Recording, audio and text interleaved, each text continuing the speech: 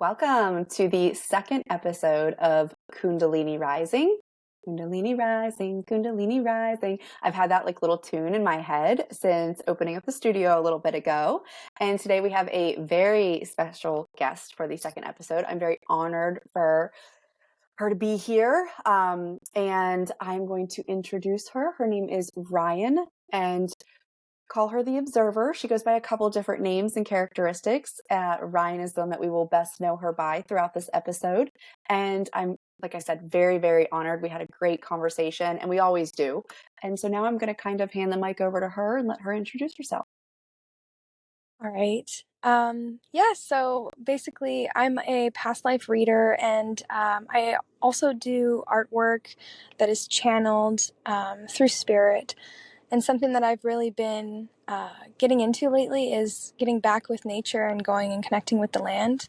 And that's something that my personal meditations and past life regressions have shown me that my soul is really aligned with.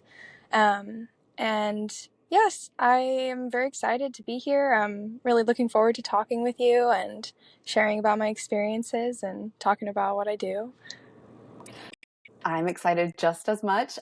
We've actually done an exchange before, and our versions of regression are very, very different. So, I don't know about you necessarily. I mean, I know a little bit because we've chatted and stuff about it, but I know that I took so much away from when you regressed me because it's not easy. I'm not an easy regressor. And the way that you regress isn't just, oh, you have to go straight to a past life. It's like, where do you want to go? And so the journey that you took me on was one that my soul was easily able to enter into, considering I've just never been able to be regressed into a past life. I don't have any past lives, from my understanding. This is my first time on earth, apparently. Anyways, long story short, though, we have done an exchange. It was invaluable. The words cannot express. And I would highly recommend Ryan for any artworking services. I do actually independently contract her out for my artwork for podcasting, my hermetically speaking with the meditation in the triangle with the mandala above. That is her artwork. It is fabulous. And there's more to come as well, because I know she's working on a few pieces for me. So those you guys will be able to see at some point in time too. So Ryan, again, I'm super excited to have you here. And as everybody should hopefully know by now, we have questions that are out to my clients that are on the episodes. And what we're going to do is we're going to jump into the very first one because the answers are always what we're after. So the first question is, when and how did the Kundalini ignite within you? Yes. So this is a really cool experience. I was basically just stretching my body. And the thing is, I have done yoga flows before and that sort of thing, but I prefer to just kind of use what I know and then let my body do the rest and show me what it needs to show me. So I was leaning into that kind of this was at the very beginning. I was just starting. And there's this one stretch that I would do where I would take my head and put my hands laced behind my head and just hold it down. And I felt, this stretch is supposed to stretch your spine out. And I felt at the very base of my spine, it was just very painful and it really needed to be stretched. So I had been working on it and then also realized that, this is all connected to the spirituality. So I started to do things to help clear my root chakra and my sacral chakras as I was doing these yoga stretches and all of that, kind of really at the very beginning of my journey. And one day I am doing my routine outside and I'm just by a tree and I decide to reach up and do this stretch where I grab onto the limb and I just lean into it. And as I did that, it was exactly as I've heard Kundalini energy described, where I feel this energy just traveling from the base of my spine all the way up to the top of my head, into my skull, and just filling my head with this buzzing energy. Brilliant. It was just euphoria. It felt, enlightening. I knew exactly what was going on because I felt like my body I was lifting from my body. And if I didn't hold on to this tree, I would be ascending, I would be leaving, or my physical body would just fall down. And so I held on, and eventually feeling began to pass. And I took a moment to just, sit down and lay down, and I regrounded myself and just knew that that was like, I had been hearing about it, and thinking, oh, when is it going to happen for me, kind of thing. And I think that those moments of those bursts of Kundalini energy, that was like a really big awakening moment for me, for sure. And I've had a few of them since, but and I feel like the way I normally feel the Kundalini energy now is more of a flow rather than those intense bursts. I love that. Oh my gosh, what a blessed tree as Yes. well. And Yes. your description of it actually gives me a little bit more insight into my own. For my, for mine, Yeah. I thought like the Kundalini, and that's why it's so unique. That's why I wanted to do this series, is because it's going to be different for everybody. There's not Right. one right way. There's no wrong way. There's, you know what I mean? It's an infinite number of ways that this is ignited within us. And when mine was ignited, you really just gave me like a trigger point to mine. You know what I Yeah. mean? And like I always saw and understood that this had happened, yet I don't know if I saw and understood that that was the moment like that it started and dwelled and came up like my entire chakra line. Because once it Right. did, mine was there for like how yours, the flow, you said it just comes back as a flow. And I Right. agree with that 100%. Like it's like your body harmonizes to it. And each time after it becomes easier and it navigates its way Yes. through the chakra cord so much. Like it's, like it's just an old friend that's, coming in and saying hi now instead of ringing the doorbell before, or, in any an example like that, I should say. Oh yeah. And I'm so excited to delve into this a little bit more for myself because you've given me this insight. And real quick, just so I don't leave anybody to like this, like, well, what is she even talking about? When Yes. I met my twin flame, um, I didn't make eye contact with anybody at the time of my life. I was in psychosis. I was very much like, just like look down at the ground, don't look at anybody, don't talk to anybody. Like, oh my God, my life is, in utter Mm. chaos. And he made a comment about me never looking at anybody's eyes. And of course, what did that do? It triggered me to like look into his eyes. And Right. when I did, my vision went to the back of his head and then down his chakra cord. And I didn't really know anything about chakras at the time, down his spinal cord and then down to his root chakra, where I just saw myself staring back up at me. And then my Oh. vision pulled back out of his root chakra and then back into my body. And like that right there, because I felt all of that. And it just all of a sudden like imploded inside of me. And now I'm getting the understanding, like, not only was that the activation of my twin flame, but that was the activation of my Kundalini, because I knew afterwards when I started doing research about what was going on within my body, that the Kundalini was the main topic. It was what everything was pointing to. Yet the submersiveness of that experience being in that one like harmonious lineage are the words that are for some reason coming to my mind. Like the way that you depicted it is, it just gave me so much more insight into mine, and just Yes. like that chord, like literally identifying the chord in that moment. And because Yes. I don't think like before, I've known, I honor and I love the Kundalini energy, and I know, you know what I mean, that I've had it and that I do have it, and that I've, but now like that moment in time is like your moment with the tree. At least that's Oh. what I just took from it. And Yeah, I that's like, beautiful. I'm so like, I have tears because I'm so honored again to do this series and have guests like you on this, because, this is how we learn about ourselves. This is Right. how we find those nuggets and those breadcrumbs to be able to like understand our own experiences better. And not only that, but really cool things that we can try, because now I just want to go out and stretch with trees. Like, I don't know about Yeah. anybody else, but like, yes, like I've Definitely try it. like, It's just yes. hugging a tree, touching them, talking to them, like they're very intelligent. That's another part of my awakening, is that nature has been just consistently speaking with me. And that was kind of my very first experience with a tree, where it was like I felt like this massive connection to the tree. But it was so unfamiliar. It was like, what is this? Like, all I identified at the time was the Kundalini. But looking back, like, it really brought me closer to trees. And now they're a really huge part of my spirituality, actually. I love that. Like my third eye is like so on fire right now. And I have a tree when I go to polarity therapy about once a month, and there's a tree outside of where she facilitates it. And for the past few times, it's a gorgeous tree, and I've just gotten this impulse. I go up and I hug it, and it has this like knot right at the same Yeah. height that my third eye aligns with. So Oh, I just put my perfect. third eye against it, and I just hug the tree in utter peace, and Yeah. it's just beautiful. So, oh my gosh, yes, the way Yes. we People all definitely need to do it more.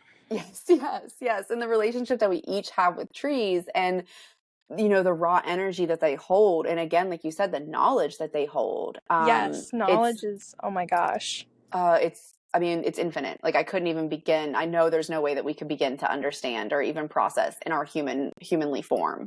So, Well, some I mean, this might be a little bit off topic, but something that no, I have please. heard from the trees is like, as because I'm a big journaler and I love to write with paper and a pen. And as I'm writing, I often feel like I'm telling the secrets to the trees and they're my fans. And I'm thinking, why am I thinking this? That the trees are listening to what I'm journaling. And it's because, I'm writing on paper and it's made from them. And, I think that that kind of thing, the memory that objects hold, I think that plants, nature, animals are so much more aware and aligned with that and in tune with the oneness that they do feel and know what's going on with the other parts of them. They have that deep connection, but we humans have been disconnected from that for so long that we don't even believe that that can really exist for us anymore. But it can.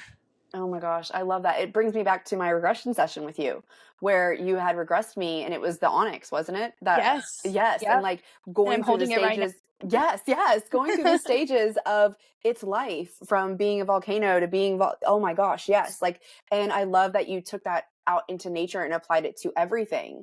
Um Oh gosh, I'm so blessed to have you on here. Like I love everything that you're saying. I hope that everybody takes notes because the fact that you're writing on the trees and that they can ingrain that knowledge in that way. Yes, I agree 100%. And I for me, I'm a fire person. Yeah. And so like when I burn paper, I know that the smoke is carrying the letters of my words Mm. anywhere I need them to be. And so it's really cool to see other people that are maybe a little bit more elemental to like you are to earth. You know what I mean? You're an earth and a Yes. water person. The way that I've heard you talk Right. about water and I the way that you am. clean with water and everything, it gives me a whole new perspective.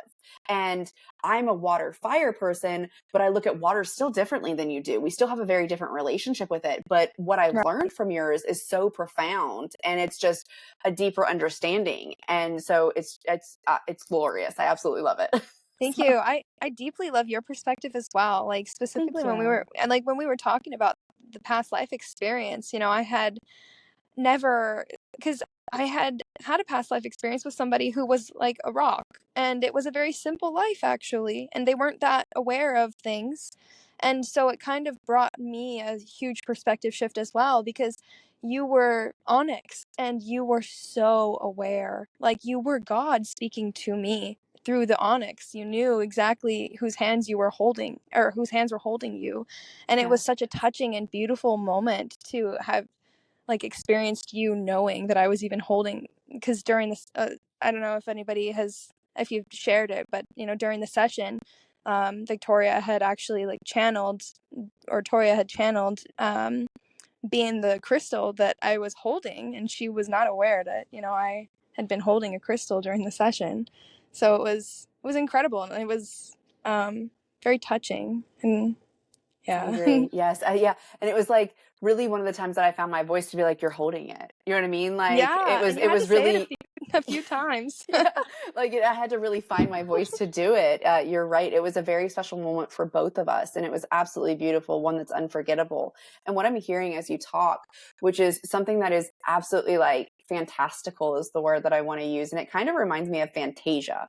Um, Yeah. I just rewatched the Never Ending Story. So apparently Okay. that wants to pop in here. And yet like one of the ways that you are here to help is that your communication to Mother Gaia and the earthly realm, and the way that you regress people into their lifetimes here really, really aligns with like the first plane of hermetics and creation. And like Mm. what was it? It was long ago. It was probably one of the first times I was listening to the Kabbalion in the Hermetica collection, and it talks about like going through the stages, and like we have to be minerals, and so it's almost beautiful that you're touching that very first part of creation and showing us how we are a part of that, and how it's very, very symbolic. There's so much depth to it that I can see how deep it goes, yet I don't have the words for it yet. I think this is something that you're going to be unpacking, and it's really going to open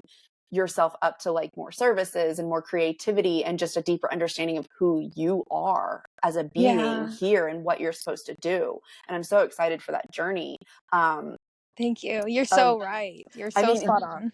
your journey is just it just amazes me. Like I said, I love the earth. I recycle. I don't just recycle, but every time that I think about a bottle or pick up trash, you know what I mean? Like that's a big thing for me, because it's like Right. I want to nourish the earth. I want the earth to know that I love it, and I want to make sure that I'm taking care of it.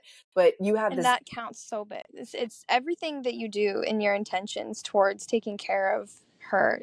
She knows and takes care of you back. Yes, and that's what it is it feels like a reciprocation, because I do my Yeah. despacho ceremonies and I bury them in the earth, and do blood ceremonies with the cycle, and Yes. give those back to the earth in multiple ways. And but the spiritual attachment, and I'm saying that in the highest of vibratory ways, because I know that attachments are something that we also are taught to shed. Yet Mm. this one seems to be about the creation of your being, and it's just absolutely beautiful, because we all have the same things when we get down to it, because we're all one. Yet my Right. purpose here is not necessarily the same as yours is with the earth, and it's just absolutely beautiful to see that someone has that, and to see that that journey is in existence, and it is yours, and that you are living it and fulfilling it. Thank you. Yes, I really hope that my journey inspires others. That's one of the big things actually that I've been like you said, unpacking, actually, trying to figure out who I am more so that I can become the person that I need to be to inspire others to live in harmony with Earth and really go back to like our ancestral ways, so that we all know that the climate is changing and that things are rapidly going to be changing for us. And I'm a really big advocate for um, you know, choosing the right way. And I think that the more people who choose things consistently that are beneficial for Earth and are inspired to do that through us talking about it like this, and me living authentically and you living authentically, in every person just really genuinely caring for the place we live in, and connecting with her and being out with her, I think that will truly change and make the difference in our future. And it doesn't have to start with like this huge revolution, but I do think that it can spark it. I agree. And I think that, and honestly, you are already doing it. You inspire me. And I know that there's other people in the Wow. communities that we're on that, I've heard your name in passing about, whether it's your artwork or a conversation or your services. And so, you are Wow. already doing it, and Thank you. with, That's such a high compliment. of course, well, you definitely deserve it, and just keep up the belief in yourself. That goes for all of us. So are you ready for question number 2? Oh, absolutely. Yay. Okay. I'm even more excited now to get through these with you. All right.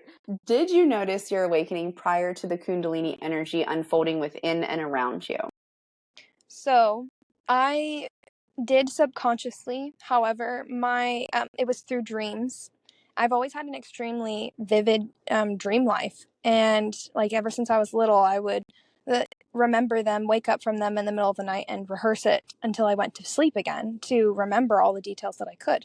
And then in the morning, I would tell my family about it and everything. And a lot of the dreams I had, actually, I had noticed growing up had some sort of prophetic undertones, but was never affirmed in it. And so, always just told like, oh, they're just dreams and you're fine, nothing's gonna happen.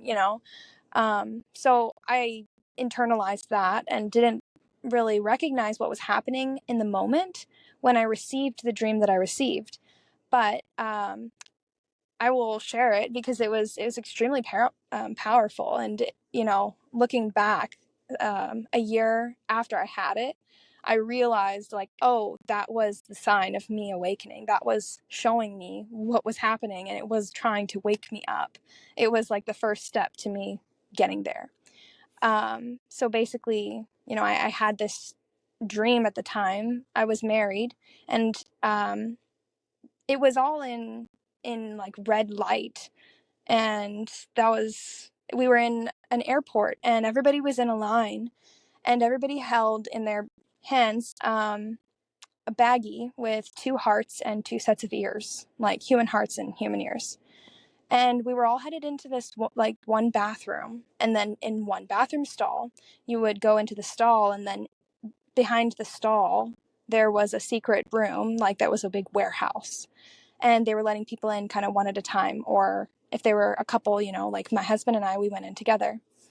And there were just rows and rows, like a sweatshop, of kind of clerks who had weighing scales in front of them, and each person would sit across from the clerk and put in their baggies and have to confess, I have my two hearts and I have my two ears, and be honest about it. And if they came up short, then they would basically be killed and not be able to go into the afterlife. And so it wasn't at that time actually that I made the connection about going into the afterlife until after I researched this dream a year later. But what happened was I went in with my husband, and we both were weighing our hearts, and mine was fine. I had what I needed. I was truthful, and I had everything. And he sat there and he was smiling at the clerk, saying he had everything there, but the clerk said that he didn't have it. He was missing one of his hearts.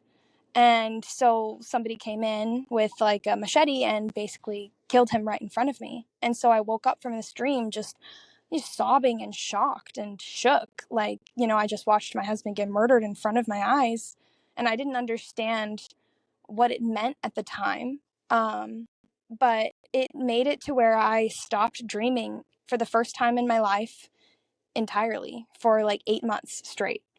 And I went through some really severe mental health stuff at the time that this was going on. And I was figuring out new medications and working with therapists. And eventually I discovered that my husband wasn't who he said he was, and that he had been lying and manipulating me basically, from the beginning of our relationship. And it had really gotten us into a position where we were going to become homeless because he had not been working and had been saying he had, and I had trusted, and it was really dire. And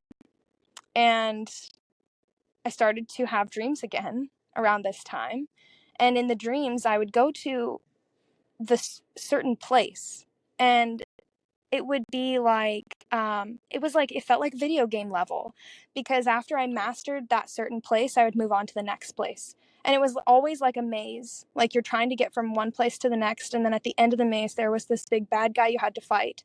And I always had confidence and knew that I would do it. And the whole goal of what was happening as I was going in these dreams and fighting the mazes every night, again, now that I'm getting dreams, was that I had this dormitory of girls who were locked up and they couldn't escape. And I wanted to free them. And that was the whole point of why I was doing this. And I thought that there was a way to maybe like unlock the dorm to free them. And that's what I was trying to do, was going through these levels. And as I'm going through the levels subconsciously, my real life in the 3D is unfolding before me, and things are being revealed. And it's like one after the other, I'm starting to recognize and realize what's actually going on, and the veil is being lifted. As I'm leveling up subconsciously in my dreams, I'm starting to level up as well in the real life and become more and more awakened.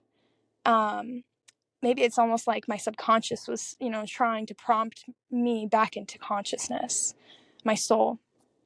I Um, Oh, go yeah. ahead. I'm sorry. I didn't realize. Go ahead, Oh please. no, it's okay. I would just finish it with, I ended up deciding that I needed to leave him, and I did it very quickly because I knew that I didn't want to get into a cycle. And so I did it, and then the next day, or very soon around that time, I had a dream that I had used my magic, because I had been experimenting with using energy magic in these dreams. I had used my magic to change the timeline, and I lifted the entire dormitory and put it on a different plane of existence. And that was like, once I left him, I realized, I sat down after it was all done and I got home and I just cried. And then all of the girls from the dormitory that I had locked up started to kind of talk, and they felt relieved and free, and like they were out and they were no longer in a cage. And it was like, wow, I did it. And that was the moment where I realized that, oh, all of these things, they were all leading up to this awakening, and they were all trying to show me what was going on. So it was like my subconscious was aware, but my conscious was still getting there. Do you have any idea how powerful you are? Oh my God. That's the first question that comes to mind. Not just that, but do you have any idea of what a connection to Ma'at you have? Yeah, so Like, that's with the ear and the heart, and oh my gosh, I'm pretty sure it's I'm getting chills. I'm pretty sure it's like the Kabbalah that is specifically, because a lot of times people talk about the heart and the feather. You know what I mean? But there is a very Yes. distinct story of where Ma'at weighs the ear and the heart. Really? And Really? yes, Kidding? Because yes. in my research, I did not find anything about the ears. So thank No, you for that confirmation. yes. Wow. Oh, I know it's in one of my books. I'm just gonna have to remember which. I want to say it might be the Kabbalah, and That's might so have to send you exciting. which edition that it is. And if not, I will look through my little library and I will try to figure out. I'm pretty good normally about being able to pinpoint, especially with Egyptian mythology, which book that would come from. And then also when you were talking about the leveling up and the mazes, all I could see was this Egyptian pyramid with mazes in it. And how like there's something very sacred about that, and that's something that used to happen back in the day, and that you're applying something that is very ancient knowledge to your current state of being with the knowledge that you have now, which of course is video games and boss levels and things like that. And it's absolutely phenomenal just to listen to you explain that and watch what was unfolding in my mind, and just be looking at the word consistent, and it's wanting to say like the consistency of your potent power throughout every realm of creation and being of who you truly are. And it's absolutely beautiful. I've never I shouldn't say I've never, I have yet to meet someone with as strong Ma'at energy as what I'm, wow, obviously in front of right now. So it's beautiful. It's like, I want to learn. Wow, thank you, Toria. That's such a high your story is beautiful. Oh my gosh, everything that you just shared, like I have chills all over. And to be able to be awakened like that by my aunt and be like, hey, look. And I remember a time period when I didn't have dreams as well, and I used to look up like, and all the articles back then said that you were psychotic if you didn't have dreams. So I'm like, well, that's definitely not the answer. So even though I ended up in psychosis a while later, but still, it was like, that's not it. Like you're repressing something, like, you know what I mean? And so those periods, you know what I mean? Like, it's almost like, I read the other day, what was it? Let me pull it up because I have it directly on my phone, and it reminds me of it. And I believe it ties really well into the non-having dreams. It is very simply, it says, this is what it said. It said, I am a diamond. A little pressure only brings me more clarity. But what I feel like when you don't have dreams is that there's pressure being applied. Yeah. And that eventually it has to, it has to come out some way, just like everything we bury grows. It's the same concept with dreams. We're just might not, something changes, something, something is, I don't even know how to begin to, but I can see it in my head. So, oh my gosh. No, yeah. And you're so right too. Like when you were talking about Ma'at and everything you were saying, I was getting lots of chills too. And it's like such big confirmation for me and affirmation and everything that I've been discovering about my soul. And it's like, you're right. I honestly, I don't know how powerful I am. And so it's incredible to be recognized. Thank you for that. Like, of course, I feel very honored. Like, you keep saying this, how honored you are. I am honored to be here, like sharing my experience and being accepted for it. Thank you. Thank you. I have tears in my eyes. Yeah. Our connection is so, it's there's an emotional rawness to it, somehow that gets triggered, and I adore it. Me too. Okay. So are we ready for the third question? Yes. All right. What helped you recognize its transformation and that it was in fact Kundalini energy? Okay. So there's so many different little things that have confirmed it time and time again. I'd say some of the big ones have been my energy work. Um, Meeting with you and doing your specific past life regression was one of the biggest confirmations for me in the fact that I do work with Kundalini energy, and it's not just all like bullshit. It's not made up. Like, I'm not just winging it. Like, I actually have power. It's hard for me to believe sometimes, and I think because of how I was raised, I came from a very Christian background where I basically, I gave my power away to another deity for the majority of my life. And I'm learning now that, that the power that I have within is much, much more potent than what I realize, if that makes sense. Absolutely. Yeah. And so really my work with energy with you, the past life stuff, doing meditations on my own and discovering my own past lives has also been huge for recognizing the Kundalini energy.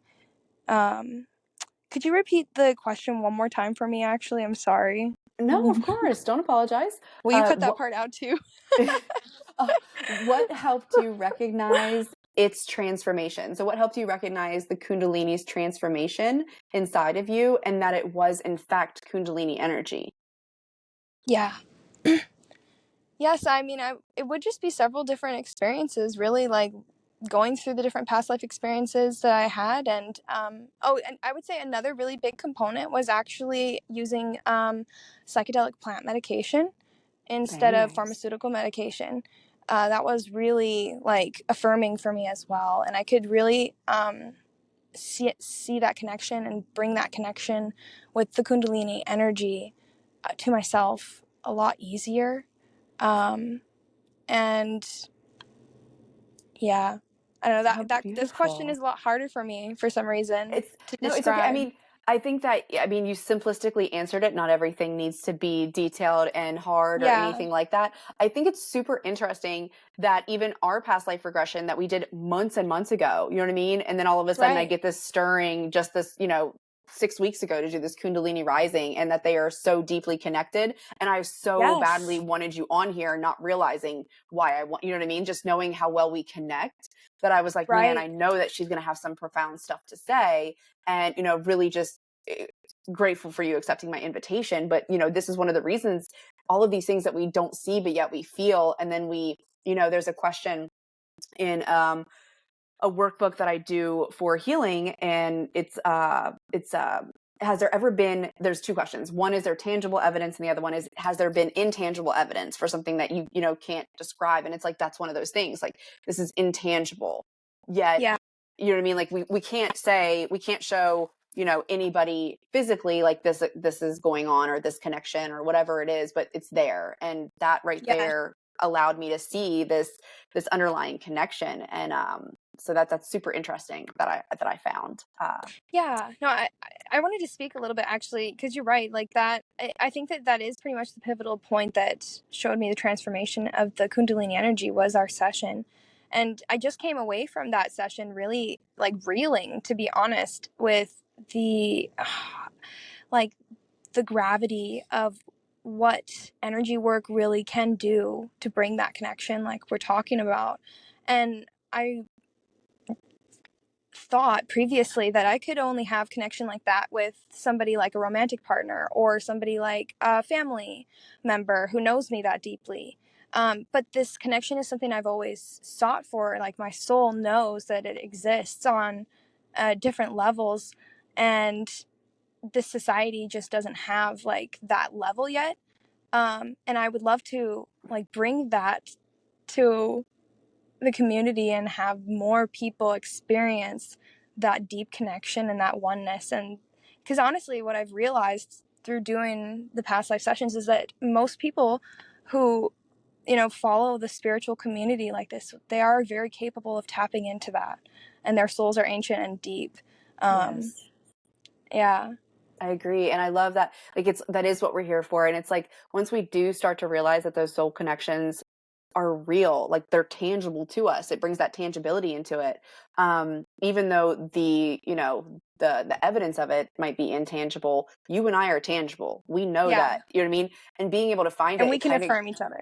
Yes, Yeah. yes, but it makes us crave it more, which makes us work harder, which makes us, Yes. be open to meeting more people and connecting with more people and being able to feel out, as well as help with our discernment and our intuition of, okay, yes, this person's awakening, but yeah, we're not quite going to connect with them on that level. Or this person is Yeah. not awake and we just kind of need to, love them from a distance, or whatever boundaries, energetic, physical, mental, emotional, spiritual, that we need to put up with each person that comes across our path, until we find people that we can openly, know that we can have raw, vulnerable conversations with, and that are not going to co-sign our bullshit, and instead are Right. actually going to be like, hey, like, this is where, what can we see in each other that we can help heal each other. And Yeah, absolutely. and that's what that is. Like, I feel like you described that perfectly, and it just very much resonated. So, all Thank you. right. Of course. In retrospect, as we awaken further, we tend to see remnants of being awake in various ways our whole lives. Which do you identify with for your awakening time period? So basically, when in retrospect, as a child, did you see that you were awake already or had remnants of it? Earth Hmm. was under quarantine for a very long time, to where we couldn't really, receive a lot of guidance. So where does that Wow. resonate for you?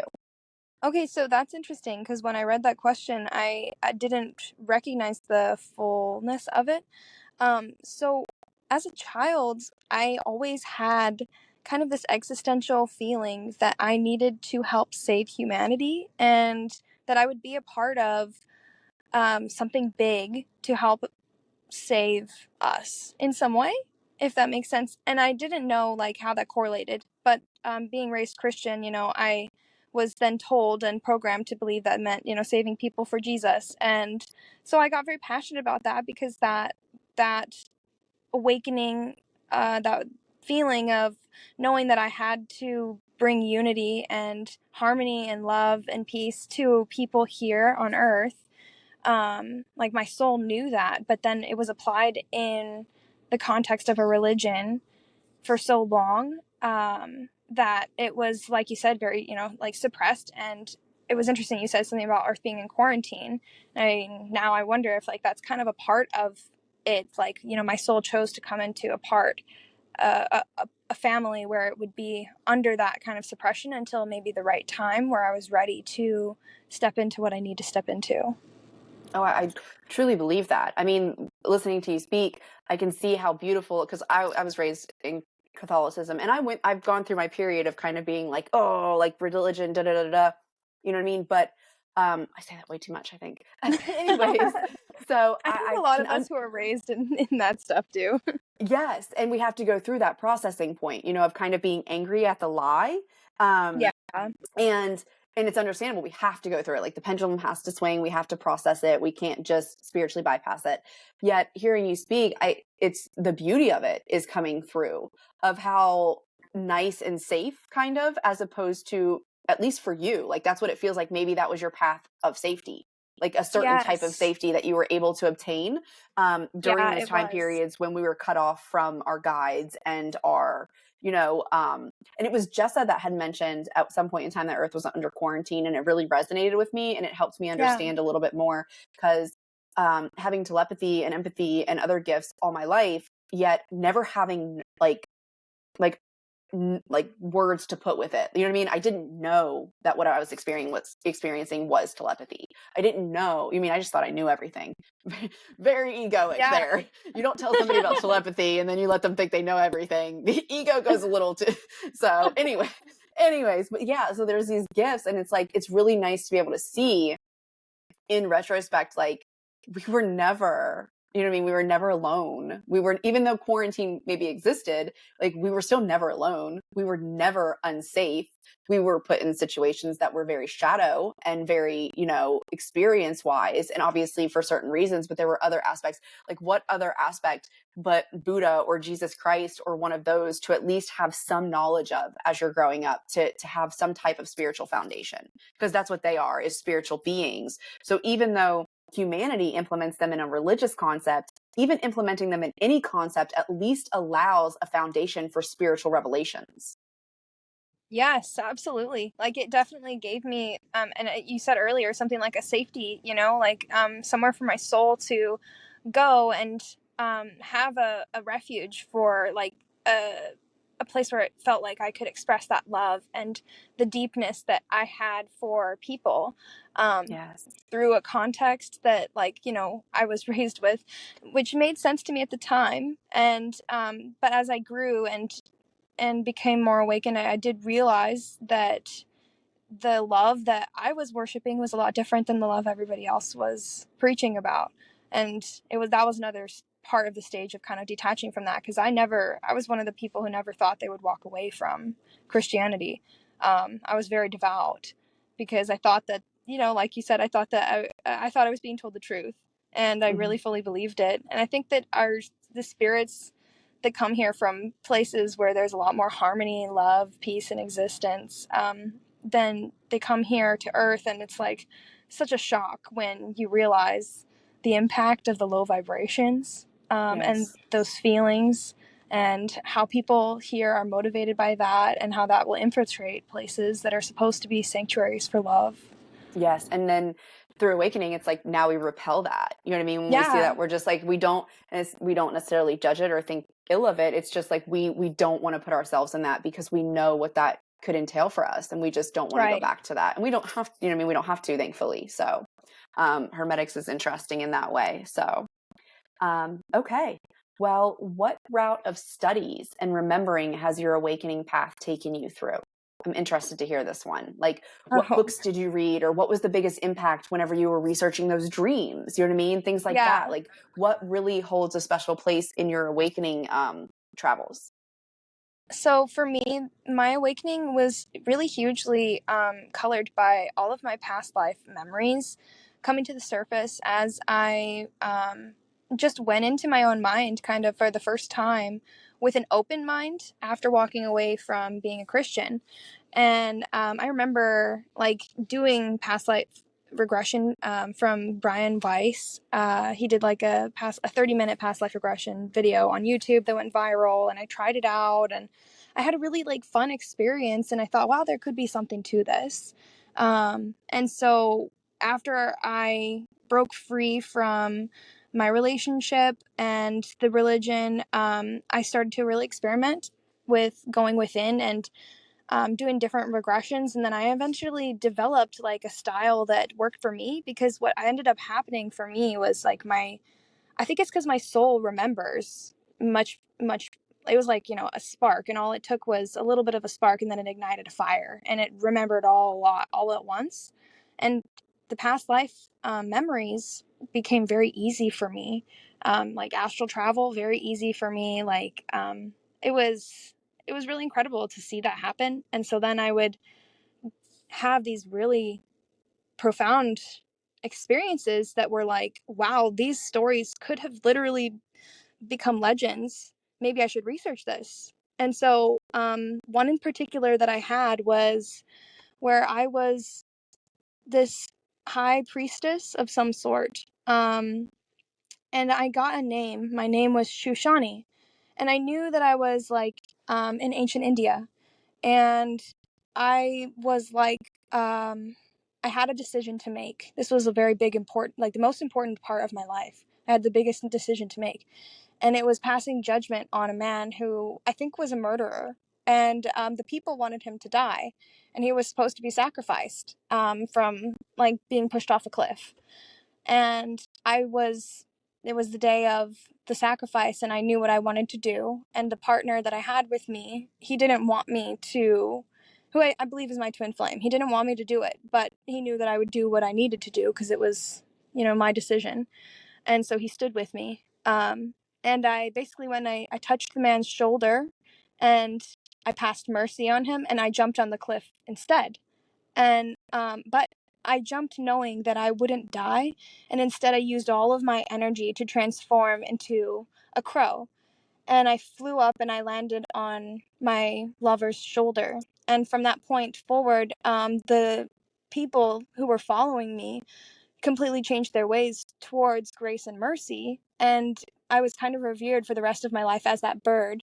And I had like, a golden cage, and I was given offerings and worshipped like a deity. And it was just interesting because on my deathbed, I saw myself as the bird, and my lover was still young, you know, it had been just a few years probably.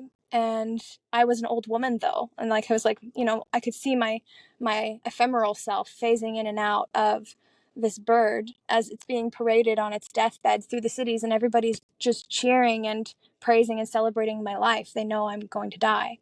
Um, and it was really an incredibly powerful thing. And I was like, wow, is like, that was one of the first really big past life memories that I had. And I thought to myself, like, that sounds like it could be literally like out of a legend. I wonder if it is. So I look it up, and I find out that there is a god of karmic justice in Hinduism named Shani, and his symbol, one of his symbols, is he rides a large crow, and his job is to pass justice, like karmic justice, on people in this life. And so I look up Shu, and Shu means good in in I think it was in Hindi. And so putting them together, Shu Shani is good Shani. So maybe, you know, I knew reading that I was supposed to be the good incarnation, the female version of the feminine energy of justice, and that's mercy. For that period of time, at least that was where I was. And that was like, you know, that looking it up and having that be affirmed was, I've had so many of those now that it seems like I would love to like research more and connect more, but I find so much more value in actually connecting with people like you and clients and all that. I learned so much from them, more so than like I would say from reading or that kind of thing, because it's hard for my soul to read, I think, but it's easier to connect. I'm such in awe at this story. It's so beautiful. Thank It's you. gorgeous. Oh my gosh. Thank you. Oh, that's such a blessing. I'm kind of speechless at it. Like, it's just, you know, sometimes I have expectations when I ask these questions, which is shame on Yeah. me. I should not have any expectations. I should know that by now, but sometimes they creep in. And like, even with the previous guest on that first episode, each time I've like asked this question, it's been something completely like different. And I'm just Wow. like, holy crap, you know what I mean? And this just blew me out of the water. Gosh, that resonates on some experiences that I've had with Freya. And it's Yeah. just absolute, oh my gosh, like I love it. Thank you. So excited. Yes, of Okay. course. So what has the essence and transformative power of Kundalini brought into your life? So very simply, it's pretty much brought everything. Um, I was in a very mentally unstable place for my entire life, and I had so much trauma and unresolved issues that I had tried to fix with therapy and medication, and um, nothing was working. And I, like this past year, I've started to work with like sacred plant medicine, specifically mushrooms, microdosing, and working on my mental health using that instead of pharmaceutical medication. And it's really been instrumental in fixing a lot of things for me and making it to where I can actually navigate life in a healthy and healed aspect. Um, it's brought a lot. And I think that sorry, one second. I'm gonna, it's like I'm buffering. That's okay. Because we're talking about the Kundalini, so And you know, let me to be just look at my fair, notes. yeah, Yeah. no, please take your time and I'll fill a little bit of space. To be fair, like this is something that so many people can resonate with. This battle of pharmaceuticals and therapeutic, and you know what these structures and paradigms are set up for us, when ultimately, like, this is something that's been on my mind recently, is like, goodness gracious, how long have our governments known that we are energetic beings and that we are spiritual Yeah. beings? These tests have been performed, you know, eons ago, and yet they still don't bother to enlighten us with this information, or that they know this information, or teach us in a way that allows us to raise our children, or have been raised in a way that honors this, to help reduce anger, rage, shame, Mm-hmm. and heighten the understanding of energetic energies in the bodies and things like that. And you know, it's kind of like the religions, even as they are, had to be created because they have those little nuggets. And so being able to kind of bust out of all of those and show that we are those golden nuggets now is, you know what I mean, is kind Yes. of it's just something that, just came to mind. So please have you fully loaded. Yeah. Okay. So that gave me a little bit more direction. So to talk a little bit more about, like, you're very right that it's all by design that they don't really share the information with us, because it is literally like a panacea. It's a cure all. The Going back to nature and using what nature is giving us to heal ourselves, that has literally transformed everything and really actually removed so many blockages for me from experiencing the Kundalini energy and flow. For example, like, I have struggled my whole life with like chronic pain, and I personally have experienced that, like, pain will block my energy flow a lot because my body isn't able to, like, block out that level of pain when I'm experiencing, like, GI distress every day, or menstrual pain, like, every week. And I'm always bloated, or I'm constipated, or I don't feel well, I'm nauseous. And if you go back and you look at like all the things that are advertised as things that are supposed to be healthy for us and good for us, and the food that they give us, and everything like that is so filled with poison and fillers and Yes. things that really will keep us sick and keep us in this low level, um, where we're stuck in our bodies instead of able to really feel that energy flow. So something that I've done as I've been healing and using plant medicine is that it's actually increased the amount of desire I have to eat very healthy and to make sure that I'm, like, not eating the things that are not good for me, because I can literally feel the difference when I'm eating them. Yes. Like meat, for example, is a really big one for me. I began, like, experimenting with veganism a few years ago for health reasons, but now, like, I realize my spirituality is tied so much to what I consume that, as my spiritual awareness is raising, if I'm consuming things like pork, for example, like, 30 minutes later, 45 minutes later, I will get this huge rush of horrible feelings of, why will nobody accept me? Why won't they see who I am? I just want to die. I want to leave this existence. All of these really bad feelings. And I realized that, these animals that I'm consuming are extremely intelligent, and they feel these feelings because they are watching what's Yes. going on, and they know what's going to happen to them, and they're just sitting there waiting to die because they know that's all that they have left for them. And That's so our society pushes us to eat these kinds of things and says that they're good and healthy for us, meanwhile knowing that they're destroying our spiritual, like, bodies, and our spiritual soul and our bodies, like, are so aligned. um but they've disconnected us from that. And so, yeah, I don't remember exactly how we ended up getting there, but I know it was very important to share. No, absolutely. Yes. That experience that you have with pork is invaluable. I don't eat pork myself anymore. And Yeah. just to hear you say that means that that is the only energy that they are hearing from us, that they are worthless animals and they are only there to, like, we had a Right. sacred bond with animals long, long ago where they vowed to allow us to nourish off of them under sacred rights. And we have Yeah. completely, as a human race, abolished those sacred rights. And you know what I mean? Like, just completely, just, they talk about the Constitution and the US government and how, like, there are people wanting to change it and go against it. Da, da, da. Like, this is more powerful than a constitution or a written piece of paper or something like that. You know what I mean? This Yeah. was and the way that we have destroyed it with how we think about animals and what we do, I understand completely. And I love that. I love that you've had that experience to bring knowledge to the table for us, because you know I don't have that experience with it. I choose not to eat pork because I know that I've read the book The Medical Medium, and I Mm-hmm. really enjoy it. I can't say I've read the whole thing, but I've gotten a lot of information from it. And because I too, and a lot of, as you awaken, I think one of the things that you go through is how poisonous the food is. You know what I mean? Yeah. You kind of have to, again, to be able to free yourself up, because the way that I look at it is like you use the word blocks, which then reverberates to the same thing I say about energetic weight.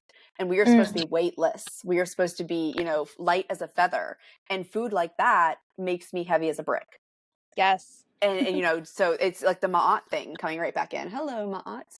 Coming right back in saying like it's all about weight at the end of this. It's all about, being weightless. And that's what energy is it's weightless. It's floating out there, being the onyx, in the galaxy, whatever it is, we are technically weightless. And here in this density, the density alone for being in 3D and being disconnected in the way that we were created to be creates even more weight. And then we're adding weight onto that with the dietary consumerism that, the capital gains off of. Yes. So, gosh, I love that you brought that up. That was a nice little spin. That was wonderful. Yeah. What we're going to do right now is we're just going to take a brief break, and then we will pop right back, guys. So just stay tuned and we'll both be back. Woo! Can everybody just take a second to give Ryan the Observer some energetic hugs and applause and just any love that you have to send her? Absolutely amazing episode we've got going on here. Ryan herself has been on a hiatus since about February and has been working on restoring her spiritual energy. It seems for this season in particular. She is expanding her services, and in addition to 2 different types of past life readings that she already offers, she is now offering sessions to meet your guides and personalized guided meditations. Her primary focus is spiritual energy work, but she also has a few slots open for artwork commissions. You can take a look at all of her art she's done on Instagram, and I'll provide that here in a little bit. Her Instagram showcases her portraiture, where she incorporates elements from people's past lives or their auras and energy into the portrait itself. You can contact her through any of the socials that I'll provide, her email, or she says Discord works best. Now, to find Ryan the Observer, you can find her at ryantheobserver@gmail.com. Discord, Ryan the Observer, all one word. An artwork gallery is on the Instagram at skye.elsewhere. So that's @ SKYE.elsewhere. And now, a word from our lovely guest, Ryan the Observer.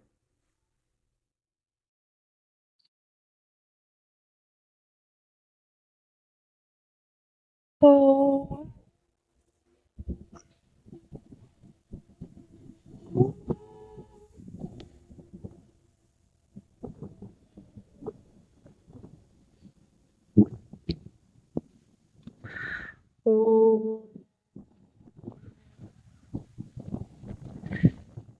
The observer longs to hear your soul story and seeks those who would truly open themselves up to them and share it. Explore your soul's unique journey throughout time, whether past, future, or even present, and learn to let your own higher self guide you to remembering those times and places. Remembering who your soul is brings the empowerment, healing, and rejuvenation needed to come back into this world and this life and truly enjoy learning the lessons that this brief existence has to show you. Whether you don't even know where to begin, or you're an experienced galactic astral traveler, I will help you rediscover the parts of your soul needed for this exact moment in your life. The best advice always comes from within yourself, because you know yourself best. Your soul already holds all the answers. Your higher self already exists. All you need is to make the connection.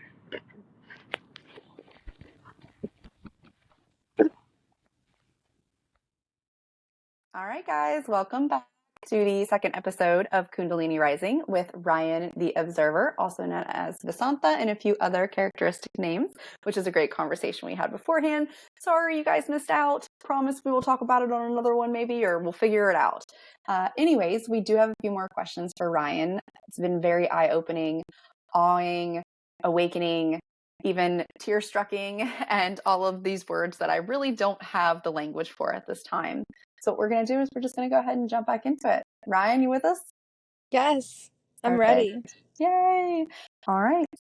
So this one is sometimes I don't want to say it's a tough question. You know what I mean? Like, we're all brave, we're all courageous. We got this no matter how tough it is. And it is one that, allows us to dig really deep. So go for it for yourself. What was your biggest battle within?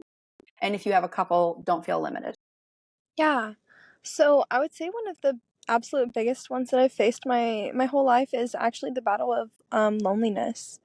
I have always felt like I was different, and like the depth that I have and that I expect and want from like relationships is it really kind of actually scares people. Like even people that I try to make friends with growing up, and at the same time, just the things that I was into and interested in, I kind of got bullied for growing up as well. So I had a really hard time just fitting in general. And it really drove me to the point of such severe loneliness that at like age 14, I ended up isolating and writing this entire book that was like, it was like 222 or 223 pages long, which is actually that number 23, and the whole progression of like 222 and 123 has been a really big theme for me this year. But anyways, that book that I wrote, I look back at that now and I realized that what I was doing was actually getting in touch with my guides through channeled writing. And I basically channeled like this very vivid and detailed, intense past life where I had these guides guiding me to basically figuring out how to overcome that struggle of loneliness within. Um, and that story has stuck with me throughout like the years. And every time that like wound of loneliness starts to flare up in my life, because it's honestly been pretty consistent, my story comes to mind and my guides come to mind. And so this past winter, I went through an episode of severe loneliness again. I was going through my very first like snowy winter. I'm from Arizona and I moved to Minnesota, and my mental health just really tanked in the winter. And I experienced really severe loneliness and isolation. And I couldn't get outside, which is how I really connect back with everything. So I went back within and I realized like so much about my guides, and just using the guides that I knew from when I was 14, it opened the doorway to me then discovering like so many past lives and so many more guides that I have and deities that I'm connected to, and I'm like ever learning and ever growing even more so. So I say that loneliness, that thing is, that one is a very hard one for me. Another one that was really hard. Oh yeah, go ahead.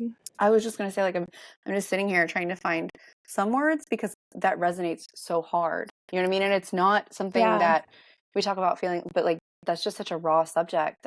Please. Yeah, please. That's such a profound one that isn't talked about enough. Yeah, well, what I've really discovered through that one actually is like there's been so much healing through connecting with my guides, because the thing is that guides, they really are like, they're the higher versions of yourself. They're to guide you and enlighten you in the parts that you need at the time that you need them. And so what I've discovered through connecting with different guides at different times in my life is that you're never really alone. And I know that sounds so cliche, but if you're staying in connection with your spiritual side and you are open to their communication, they will show you everything you need. Like currently, right now, one of my biggest guides is a native spirit named Waya. His full name is Waya Kayate. And I'm sure I don't pronounce it right. It doesn't sound right coming out of my mouth, but the way I hear it in my head is I know what it sounds like, and I know that he was me in a past life, but his father is actually also Waya, and he's the spirit that's been with me now, guiding me. And I've been trying to connect with the land and learn how to forage and learn how to live off of what Mother Nature provides. And as I'm out there foraging, like this, presence of Waya's father, which feels like my soul father, is just speaking to me, giving me information, talking to me, like, and it's just an incredible experience to know that um, there really is like no loneliness when you keep your communication open. I love that. I mean, that's it. It's so simple. You know what I mean? But Yeah. we, because of the density, try to make it so complicated. And, we have to have the most friends. We have to have, the largest family or the most close-knit family, however, perspective you view it. And it's really very simplistic. Like, have an ever-loving, ever-communicating relationship with yourself, and therefore having ever communication with your higher self and your guides and the team that is in the ethereal and in the spiritual realms that are here to help us. It is, because like I said, as someone that's recovering addiction and just disease that's rampant throughout society, one of the biggest things that we always talk about is how we overcomplicate things. And right there, one statement, it's transformative. It's beautiful. Thank you. Yeah. Yeah. So if you wanted to, I'm sorry. No, don't apologize. Go for it. Whatever. If you have something on your mind, please bring it up. We can definitely discuss it. We only have 2 more questions, so we have some time. Yeah, let's okay, actually, you know what I'm feeling right now? I hate to do this to you, but you suggested something about doing more of this later in the evening, and I actually think that might do a little bit better for me. For some reason, I'm feeling like the energy dipped down for me after I did the song, and maybe it's like maybe it was like a really big outpouring of energy for me, and now it's like my energy for answering the questions is like not as where it was before, if that Okay. makes sense. No, yeah, that's perfectly fine. Just to catch all of the listeners up, during the first break, we were talking about when we would come back and reconvene. And then we came back and she had a channeled outpouring message for me that we kept private and was absolutely profound and very beautiful. And so now we're just going to, of course, honor your request and also your energy, more than importantly. And we're going to go ahead and take another commercial break, and we'll be back in a little bit. Thanks, guys. All right, we are back with Ryan, the Observer, aka the Santa, and I am Toria, hermetically speaking, and this is the second episode of Kundalini Rising. This is actually like the third part of the second episode, and that's all gravy. We have 2 more questions to get through from the lovely Ryan, and all of the answers have been exquisitely awakening so far, so I know that you're dying just as much as I am to hear what these answers in her awakening story are. I am so excited. Ryan, are you ready? I am. All right. And thank you for honoring yourself and the break that we needed to take and to come back and to fulfill this episode. That is something that is so important. And I'm really glad that our listeners got to experience that firsthand and know that it is always okay to do that. That's very valuable. Thank you for that flexibility. Of course. All right, Ryan. So, second to last question is, the Kundalini leaves us with a glow, a mark per se. What is your glow? So, as I was thinking about this question, honestly, it's really hard for me to describe like myself, or especially in terms of like how I leave a mark on people, because it's like I feel very much like that's something that other people would have to speak for me, like to be able to say what that mark is, because I don't know. I guess I don't know what my personal mark is, because more often than not, when I do energy work, I feel like the souls that I'm encountering, they leave more of a mark on me at the end of the journey. And I've learned so much from each encounter, and it's been like it's like almost every time that I encounter a new soul, it's like I ascend up and up towards like this greater understanding. I kind of view it like I get to view the Akashic records in person, like as they exist on this plane. And I feel like that's a very special thing. And it impacts me a lot every time that yeah, I'm just kind of coming to like a loss for words right now, honestly, thinking about it.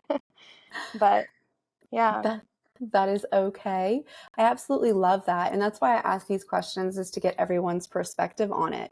I really love what you said about how you get it from other people. And the perspective that I have on that is, other people, yes, they can say, and I can leave a mark on them and, leave the glow on them.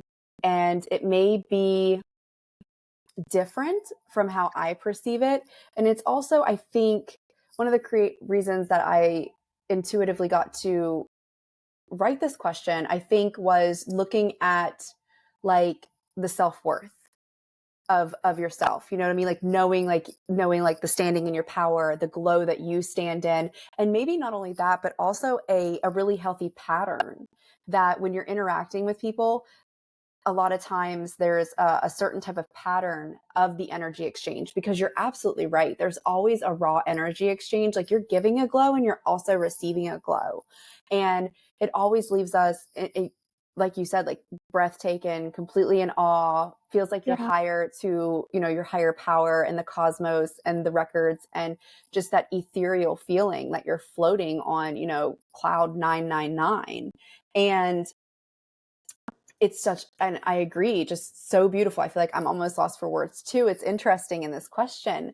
But I think a lot of this is like kind of like looking at you and saying like, your self-worth is amazing, Ryan. Like you're beautiful, like every part of you, inside and out. And what you are here to offer is this beautiful, divine, unique glow that you carry.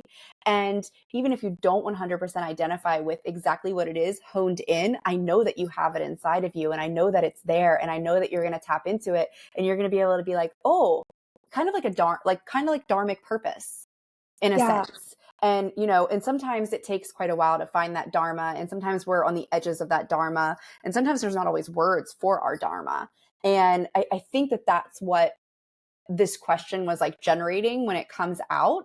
But I love that you can take it and just flip it and also be like, I love what people tell me that I glow with, especially because one of the biggest things in recovery for me was people had to love me before I would love myself. Yeah. And I think that kind of reminds me of that, is it's like sometimes people have to see the glow in us before we see the glow in ourselves, and really even the definitive pattern, or, further on. That's absolutely true. I mean, as you're speaking, it's like just exactly what I needed to hear in that moment too, because I am like currently struggling with I mean, you always encourage me. Anytime that we speak, I'm always like in awe of everything that you have to say about me, because it's like I don't see that stuff in myself always. And it's something I'm slowly starting to recognize. Um and I kind of feel bad even owning it sometimes, because I feel like, oh, like, will that make me arrogant, or like blind to like, will it make me too big headed? And I don't want to be like that. So a lot of times I don't kind of claim some of the things that I do know that are good and special and unique about me, in favor of, I want to always stay humble. Um, but yeah, you're right. Like sometimes learning and hearing from other people about your glow and the things that make you special, like it encourages you to recognize that in yourself. So thank you. Yeah, of course. And I love everything that you just said too. I could go down a rabbit hole on quite a bit of it, because it is so valuable in where people are in their different stages of awakening. For me, I think that like a glow for me, and hearing you speak and just complimenting me so kindly, that's probably a glow that maybe I haven't fully identified with, which brings me full circle to what kind of you were saying is something I've been reading about lately, and even pulling oracle cards on, is being seen. Like, Yeah. I've stepping into my power, I've known for a while, but I've never wanted to be seen. because of the reasons that you're talking about. Like, what about arrogance? What about pedestalizing the self? What about those types of things? And our awakening, how do I put it? Our awakening stages are so thought out by our higher selves and so on point, I want to say on tap, that my cat is currently playing with my pyrite necklace. That's why I keep Wow. looking down. I'm sorry. She's sitting on my lap and she won't let it go. And so I'm like nonchalantly trying to like stop. Maybe she's sending Anyways, a message. yes, yeah, just keep going, Piper. You're okay. But that's something that I've been really into, is getting the messages of like, it's okay to be seen, because I've had community even be cruel to me over, you know what I mean? Like over who I am, and just different aspects of things. And that was not a fun experience. And that was like one of my greatest fears. And now that I'm actually on the other side of that, it's what's allowing me to step into my powers, because I always hid behind community to hide my powers. I would give all of the community and anybody around me all of my ideas, like Mm. all candle making, Akashic record reading, past life regressions. Like I would just give it all so that way the community would thrive and like all of these things would happen, which is really great, but I wouldn't do it so I could thrive myself. And that's, that's kind of like, what aligns with what we're talking about, like where I was playing small because Yeah. I was so afraid of who I am and people being angry, jealous, spiteful, threatened. And, those fears brought a situation like that to life. And then now, like I said, that I'm on the other side of it, I'm freer than I've ever been, because I realized how much I was hiding behind other people and willing to give everything of myself for other people to be successful and take credit for all of it, and not stand by my own creations and be like, hey, this is me, and it's okay to be me, and it's okay to be powerful, and it's okay to be beautiful. And I'm not perfect. I've been through the pedestalizing stage. When I came out of psychosis, I thought I was the shit. Like, I'm not going to lie. I was in psychosis for 5 years by myself. I had no idea that other people had gifts like I did. And I came out and I was like, yeah, I got this, I'm awesome. What the, whatever. And then I found Jessa, and then I found community, and I was like, oh, there's other people that are like me. I was like, I'm still the shit, but I'm, I have to accept that other people are the shit too. And I got to get with that, and I got to be fun. And that's got to be fun. And I got to love that. And, it was a lesson for sure. And it was about a year-long lesson, because I really had to break that, oh, I'm alone in the world. And so I kind of got on a tangent there. I hope that remains relevant. No, I feel like it does in it some was, yeah. aspects. Okay. It was great. I was soaking it all up. Thank you. Like it was your experience really like shows me how there is so much like a beauty in that phase as well, because you learn so much from it. So thank you. Yeah, I mean, that you learn the humbleness. You really, really do. And what really helped me humble too was what happened with the community I mentioned previously.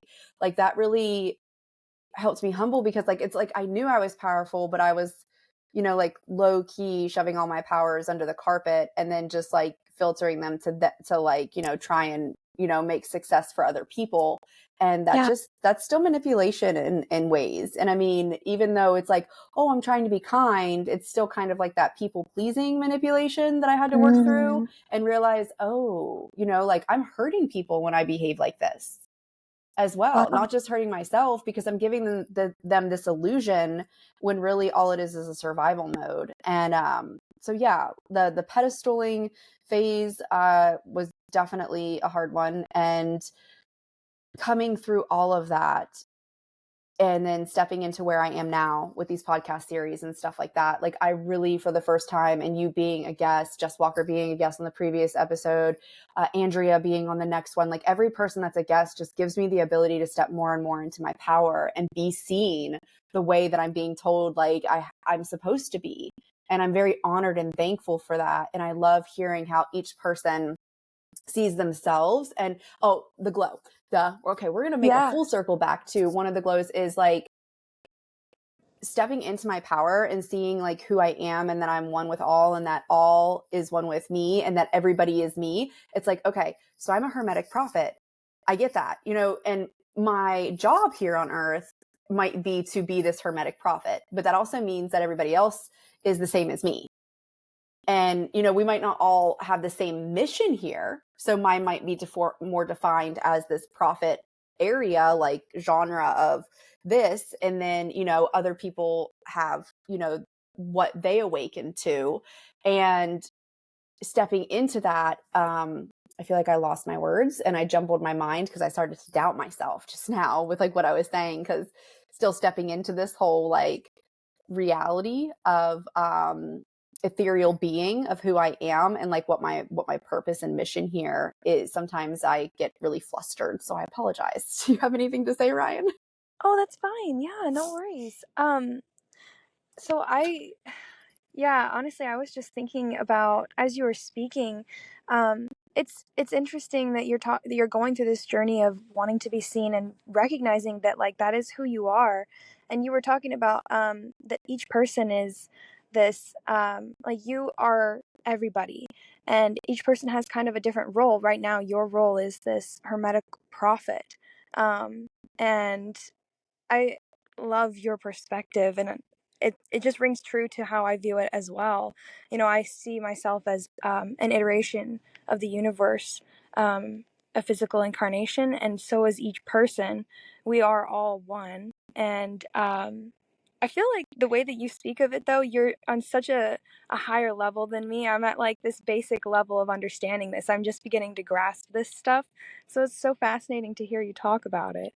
I love listening to it. Well, thank you. And what the whole time, what I've been trying to say is one of the patterns that I notice is I find people that aren't in this stage of confidence, and all I do is very naturally lift them up. Like it's Yeah. just a very natural state. I mean, you've had many conversations with me and so have many other people. And it's just a glow, a theme in my life. Like this is what I'm meant to do is in your awakening journey, if you feel any type of lack of confidence in yourself, like just shout at me, like, because I'm going to tell you how Yes. powerful you are, because I see it, because I know how powerful I am. And I know that we've got this. I know that you are me and I am you. And I know my power. I didn't Yeah. survive 5 years of, you know, psychosis and homelessness and all these things and learn all these things. Like, my story will be coming out on one of my other podcast series over the next month or 2 months. I have 2 stages of it to come out. Anyways, long story short, it's like, I know how badass I am. And I don't mean that in like, I'm putting myself back on a pedestal, because I also know what I went through. And that very much keeps me very, very humble. But I'm at this Yeah. point now where source and universe and God and every other part are like, you have tried to hide in the darkness for too long. You have to put yourself out there. So like, even though like I have fought being seen for the past like 3 years, it's like, it's undeniable. If I want to move to the next stages of my life and the next stages of happiness and keep moving forward in alchemy, then that's where I have to go. And I'm excited about it, yet I'm still, you know, very nervous about it. That fear, like we talked about just a minute ago, is, you know, it's there. It's not as strong anymore. Yeah. But I do, that's something I absolutely love doing, is believing in people until they can believe in themselves. Because I needed people to do that for me at one point in time, and it saved my life. Yeah. Well, you're definitely making a difference. You're right. Like anybody who needs encouragement, definitely give her a shout. Thanks, Ryan. Got teary eyed there. Oh my gosh. Okay. Oh, All right. We have yes, one. your passion is beautiful. Thank you. We have one more question. What deep soul connections occurred during the Kundalini or around it? And it can be with absolutely anything in existence. So please expand. Yeah. This one is so there are lots of different connections that Um, for me in particular in my life, like my romance life has always been a huge part of who I am. And I don't know why, because I also have this huge draw towards spirituality. And I feel like I have a big purpose in the community. And in the past lives that I've seen, it's almost as if like I haven't really had both of those at the same time. I've either pursued more of a romantic path in my life or a more spiritual pathway in my life. And in this life so far, like the romantic connections have only helped to push me in the right direction towards my spiritual path. So I feel like that's probably the pathway that my life is going to be taking, even though my soul desperately wants that romantic connection. So I'd say that the connections that really stood out during this whole transformative process, the first one was with my ex-husband. And this is actually really surprising. I'm getting really emotional talking about this right now. Like it may not be showing, but I I yeah, I don't know exactly what to say about it other than he's very special, and I feel like he and I had known each other for a long time before this. I don't know. The wound is so deep for that relationship that I haven't tried to find past lives where I've been with him, just because of it being so painful. But it definitely propelled me. The whole thing with, I think we talked about the dream with Ma'at, calling Yes. me and realizing, helping me realize that he wasn't who he was saying he was. That was a really fundamental part of my journey. And yeah, so that was the first big soul connection that I'd say happened around the Kundalini awakening. And right on the curtail of that, my relationship was coming to an end, and I knew what was going on because I was progressing through the levels in my dreams and progressing through my spiritual awakening in 3D. I began experimenting with astral projection. And when I did that, it was almost like very instinctive, honestly, because I think because I've honestly always been able to do it as a child. I can navigate my dreams as though I'm astral projecting. Lucid dreaming just comes super easy, that kind of thing. And that's exactly how when I started to do astral projection again for the first time in this life, how that felt. And I think it was maybe the second journey that I went on.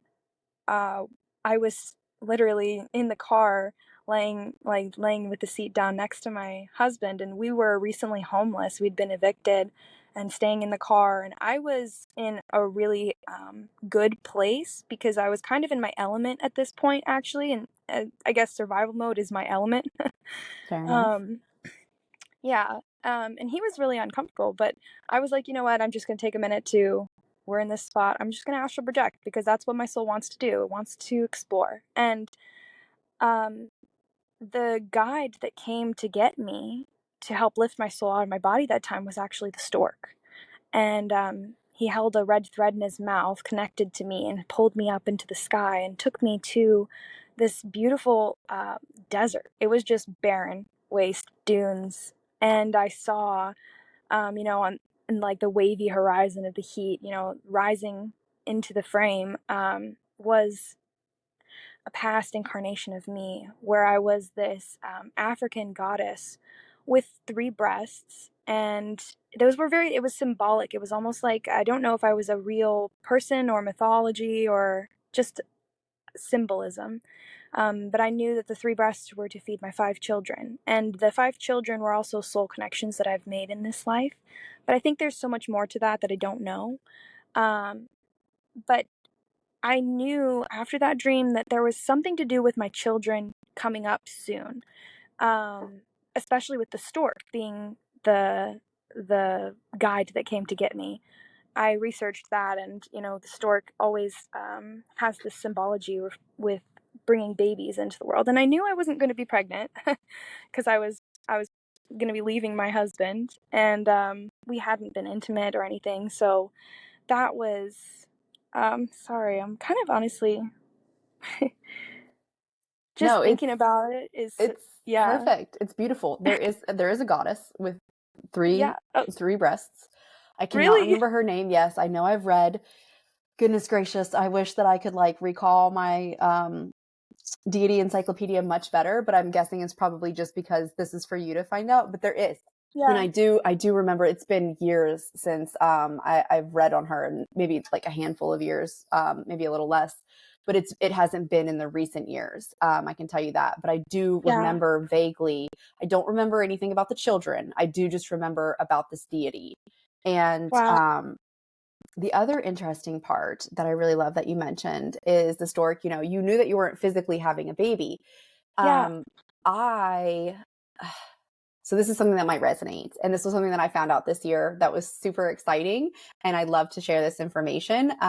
So I'm glad that like this kind of came up it's not a topic that you just say, hey, I mean, I guess you could, but anyways, I had a session with the lovely Amy Spicer. I try to do a reset with her like once a year, once every other year. And I did a full energetic thing with her in, I think it was April. And the like 6 weeks or 8 weeks leading up to it, I was craving being pregnant. Like I wanted so badly to have a baby.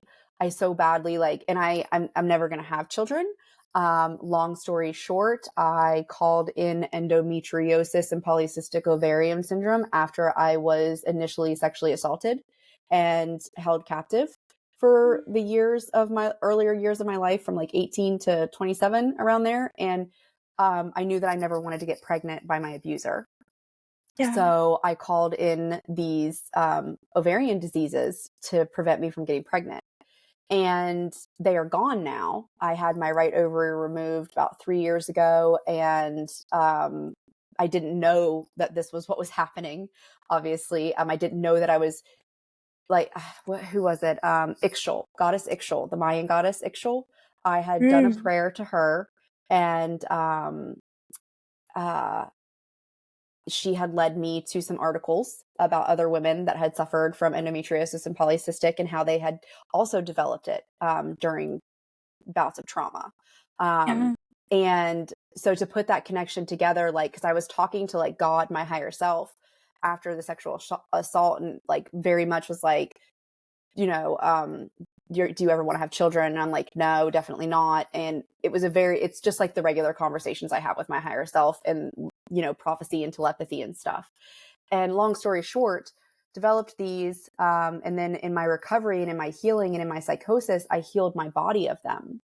And so Wow. when they went in and took my right ovary out, there was no evidence. There was only scar tissue from the endometriosis. It was all gone. And there was no evidence of the polycystic ovarian syndrome. Now, I don't think I've completely transmuted the polycystic, because I found like a cyst on my liver later. But it's much smaller. There's no surgery needed. So I think it's almost gone, but the endometriosis is gone, and I can now have children. Whereas any doctor that I ever went to from the time I was 18 on, thought that, like, they were like, you're never going to have a child. Wow. It's never going to happen. My abuser wanted me to do in vitro, and I refused. And eventually, and thankfully, that was I got my way out at some point in time. Long story short, not trying to go off on a tangent here. And so all this time I have grieved over not having a child in so many different ways. It's insane. Yeah. Like, so many ways of not being able to have a child physically. And then all of a sudden being able to have children, and I was shouting it from the rooftops. Like, I called my sister, I called my mom. I was like, I can Mm. have a child. It was Wow. past the age that I ever wanted to have children.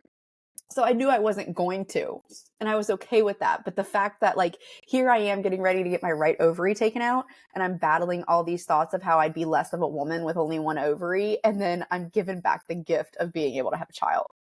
Like, Wow. take my ovary. I don't care. I'm a woman. You know what I mean? Like, it was like one of those mental diseases trying to come in and like tell me that I'm less than. And, I was doing a really good job of battling it. But then, like, the end of it, it was like this big congratulatory, like, fireworks off the freaking rooftop. Like, you can have a baby. And I don't think the doctor really knew what they were saying when they said it to me, because I broke down for like 7 days after that, just in tears of joy. Mm.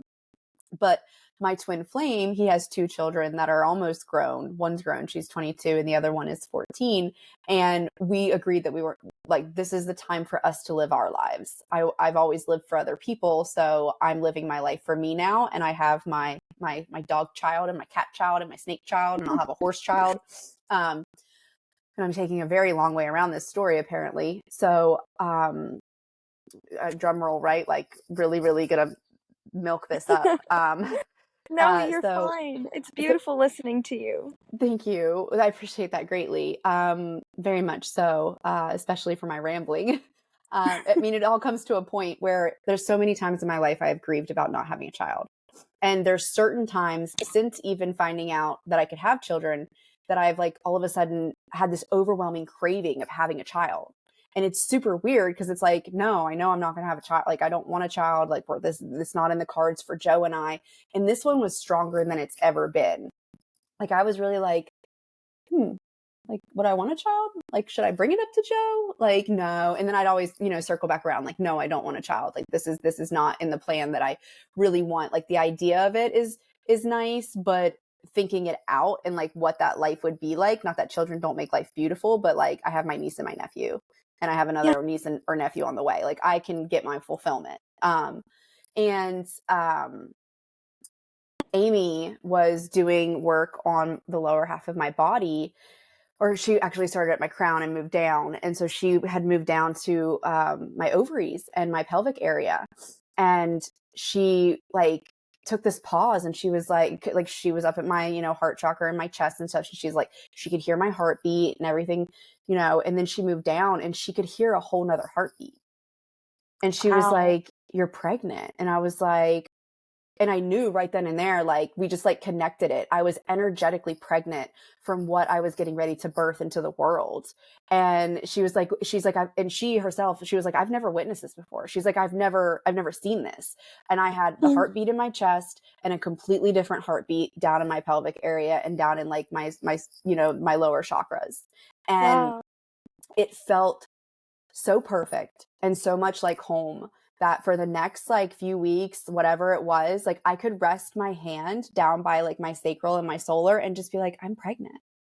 And like, and know Wow. that I was energetically pregnant, and know that like what I was getting ready to birth into the world is phenomenal. And I'm so excited. And lo and behold, I now have the podcast. I have Kundalini Rising, and I have Hermetically Speaking, and I have the different series. And so like, this is what she was talking about, I think, is like Wow. what I'm doing, being seen, like how I'm like going to be coming out of my woo closet and stepping. But it's so interesting because there was somebody else that's been talking about pregnancy recently, but she wasn't sure if she'd ever actually have a baby. And then now you're talking about it, and it's like, you knew that you weren't going to have a baby. And it's like, Yes. there are so many other ways to give birth than we Yes. realize. And to have like my mind opened up to that was just like, and it made so much sense once It did. once she put the experience together and was like, it was like, oh duh, like it was just like, oh, I knew that, you know what I mean, like just remembering, oh yeah, this is why you're craving a baby, is because you're actually pregnant, but you're just pregnant with freaking ethereal illumination, or Wow. whatever it is that you're creating into the world. And it's absolutely beautiful. So I remember you going through that period. I was watching on our, our platform and your posts and things like that. And so I remember that. And I have like no doubt with what you were going through, that you were right there on the cusp of giving birth to your new life and the next stage of it. And then the creation just keeps going. Yeah. No, Any you're thoughts? 100% right. I honestly, you're bringing a completely fresh perspective to it that I really needed, because I didn't realize that even that could have meant what you're saying. And you're right, it does mean that. I mean, it was a completely I birthed a new chapter of my life.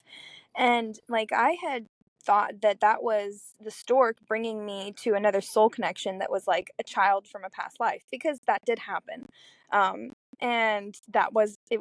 That was who I was with for the past year now. Like, we came together really shortly after that, and he was who I associated that baby with, because I have such a strong like soul mother feeling towards him. Like, he is my son. And I Gotcha. really had to work through that when we first got together. But the way that you were speaking of it being more of like a birthing of a new chapter of my life, I feel like that's even more fitting, because when I saw the goddess, it was like, I had all these children, and each of them was corresponding to child that I've that I've had, like, because I've been a nanny and I did childcare work and everything previous in my life. So it was like children that I had associated that kind of motherly bond with, but there was another child that I didn't have that was supposed to be kind of coming in. And yeah, I don't know. Maybe it's kind of like two-sided and faceted. Like I only had a portion of it and you're illuminating the rest of it that I needed to hear. Thank you very much. Like it's so good to hear this stuff and learn from you. What if it's like super symbolic to the 5 children being 5 chapters? Wow. That Like, makes sense to me and too as as you you're keep, saying it. yeah, or like 5 creations, because our chapters are our creations. Like, you know, these podcasts and everything I'm doing, it is another creation and chapter of my life. And, I had chapters and markers that I can remember very specifically leading up to this one. And, and like I said, I have felt like this baby craving before. But this one was Oh, the most, the largest, the one that was like almost made me like to talk to Joe oh, about it and be like, should we like, what are like, but I was like, no, no, oh no, my no. Like, gosh. and so it's like, but it's so interesting. Like, so what if you have 5 major chapters in your Yeah. awakening? I'm actually like really like starting to cry now. Like I you're can feel like right. I was like, oh gosh, I'm starting to cry. Like, No, yeah, you're like I right. can feel your tears, and I'm just like, okay, so they're tears of happiness, though, right? Like, oh Yes. my gosh, Yes. like, yay, No, this you're could be like, so oh, it's true because that chapter was very much this past I'm literally going into a new chapter right now. And the spirit that is the soul that's here now that I was like kind of leading up to. I didn't even know I was going to be leading up to this, but it's here now. The spirit that I'm now in connection with that's helping me and guiding me into the next chapter is my soul father. oh my gosh. And yeah, and So, I actually this is a perfect place. It's I know it's like everybody in my life calls me crazy when I share this, but I know here I will be accepted. But I really believe my soul father is my dog.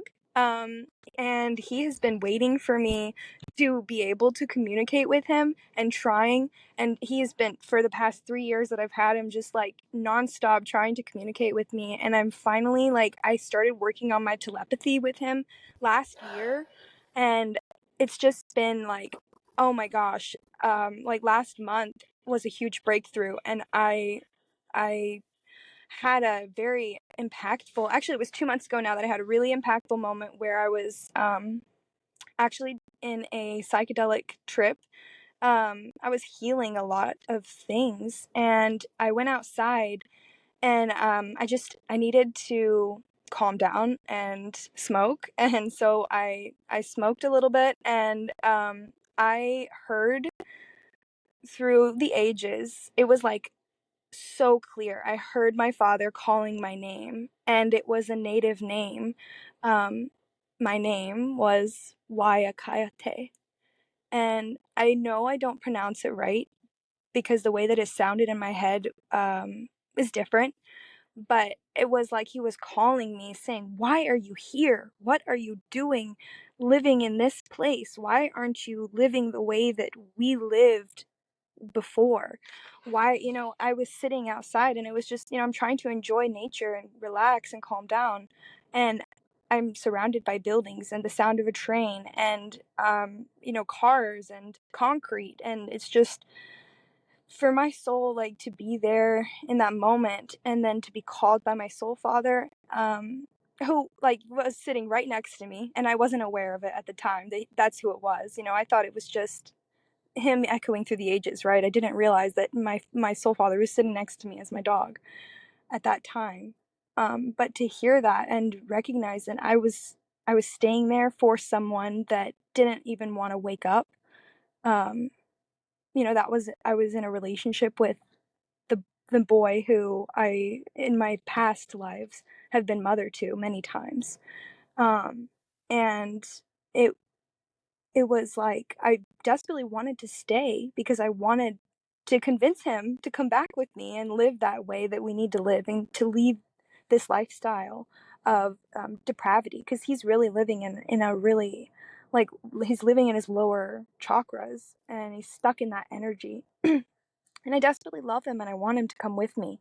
Um, but you know, I have this other call, and it's my spiritual call, and that's more important for right now. And yeah, when that happened though, it was another awakening to this new chapter, and I really started to pursue learning about native culture, and which is something that I've always been drawn to since I was a child.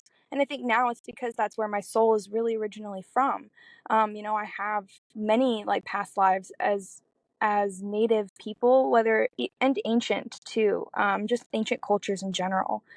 Um, and I think that being in this modern world is so hard for my soul, and I'm I have this big call now to follow my spiritual path and to really lead people back to a way that's close with nature and animals and spirits, because that's what's real.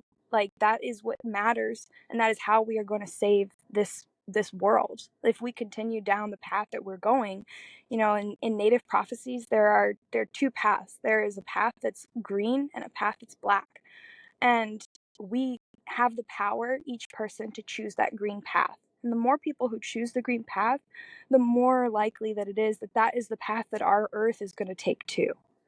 And that's, I think, what my mission in this next chapter of my life is going to be, is learning how to become that person who can lead people back to that. I love that. By the way, I'm wearing green and black today. I noticed Oh, that you said that. wow. Well done. But there's everything that you just said is riveting. I cannot wait until we have a discussion, however long it is in the future, that like you're just unveiling more of your awakening story when, you know, as it comes, because it's super interesting to see that your awakening is kind of um, like a pattern of healing family trauma in a sense. Like you have to It is. leave your son, right? It is. And Yeah. that's something that maybe in a past life you refused to do. And Mhm. then your dog is your father, and dog spelled backward is God. So Yes. that makes perfect sense. And so it's super interesting. Like, so who will be next in your next chapter? Will it be an uncle? Will it be like you know what I mean?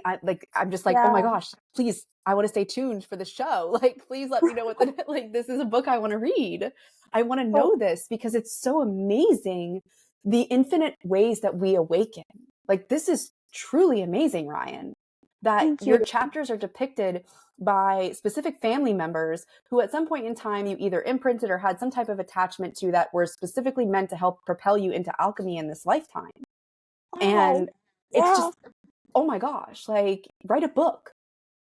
Thank you. You know what's crazy is I am a writer, and I have always been drawn to feeling like I needed to write a book, and like I want to write. And I mean, I have journals that I just fill like page after page with like my past life memories, because that is how I channel them as I write them. And I mean, the very first one that I did was when I was 14, and it became like this 200, and it was actually 222, or I think it was 222 or 223 pages. And it's funny because I mean, those numbers are important to me now. Of Um, course. but I lost the original manuscript for that. But those characters who I thought I was making up, those were my guides, and they are still with me today. You know, setting the foundation for spiritual work. And now I've connected with so many other guides that it's just, I'm just blown away by everything that you're saying. It's so on point with my life as a writer, like having chapters to my story. And what I always called the book that I wrote at 14 was, I didn't have a title really. I just called it My Story. And like now I'm thinking, like, as I'm realizing what's going on with my soul father and him being my dog, I'm like, wow, this would make an incredible book, like for the right community. And so you're right. Maybe that is like my calling. I And love I it. have always known that in a way, but you're really clarifying things. Thank you. Yeah, of course. So I do have an additional question, not to put you on the spot, because I know we're Yeah, of nearing the end of the course. episode.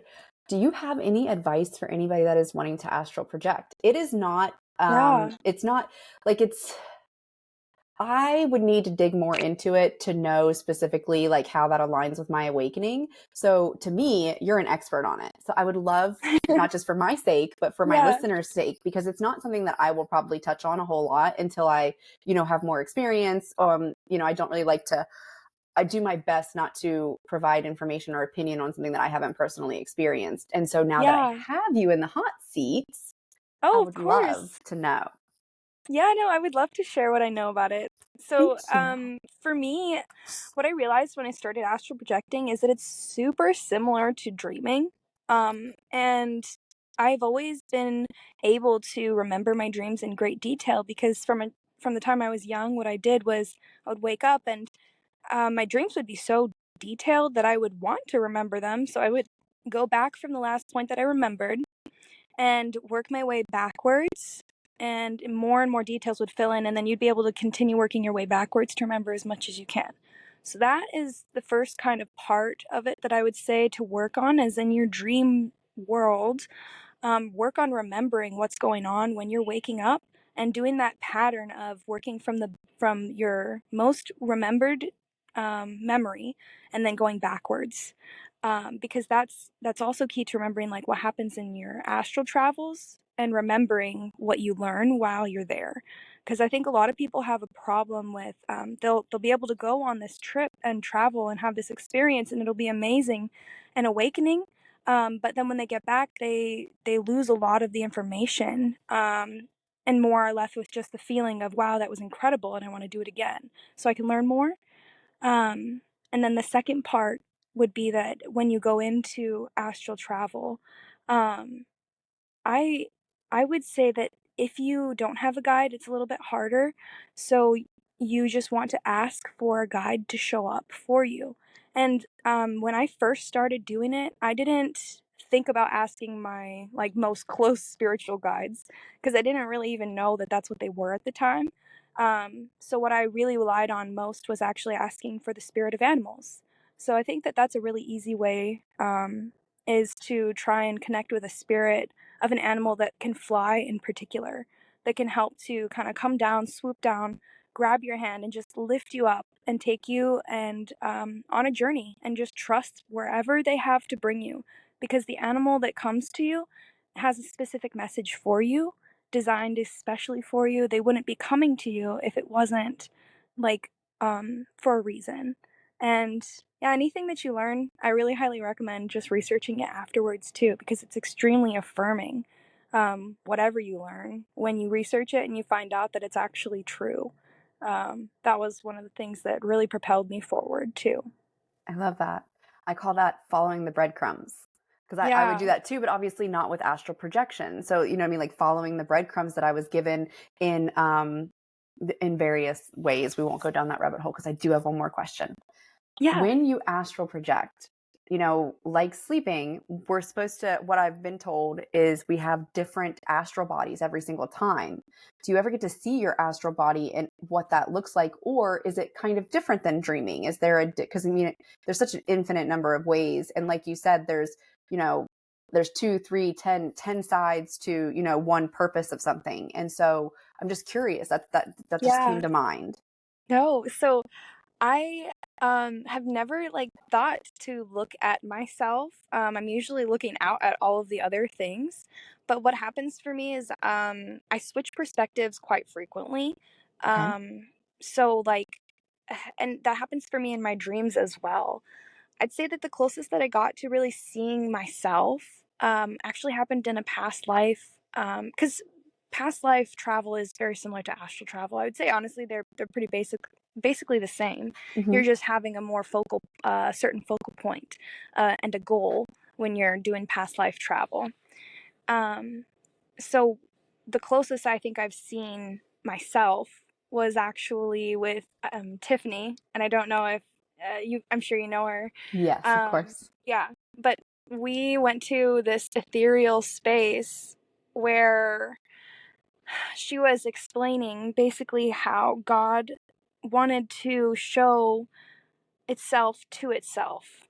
And so it Mm. made itself visible for us to see each other. And we physically saw each other in that place. And the way that we looked was like a bright being that has, long, beautiful, like kind of like adorned hair, with crystals and beads, but also shadow.